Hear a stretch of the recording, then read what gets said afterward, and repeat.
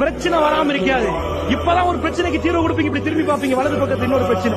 இப்பதான் அந்த கதவை அடிச்சிருப்பீங்க, இப்ப இடது பக்கத்துல ஒரு பிரச்சனை. இப்பதான் முடிச்சிருப்பீங்க, பின்னாடி ஒரு பிரச்சனை. பிரச்சனை ஒவ்வொரு விதம் விதமா வரும். அல்லாஹ்வுடைய நல்லடியார்களே, பிரச்சனை ஓயாது.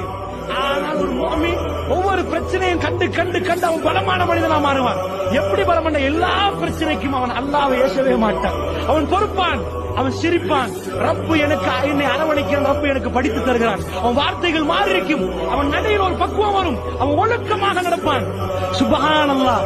ஒரு முஃமின் அல்லாஹ் எப்படி பலமாக்குறான்? இது முஃமின்.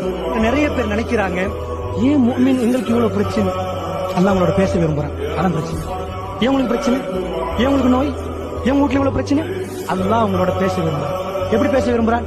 பிரச்சனை இல்லாட்டி நீங்க தஹஜ்ஜுத்ல எழும்புவீங்களா? செஞ்சால் உட்காருவீங்களா? முழு உலகமும் தூக்கம்.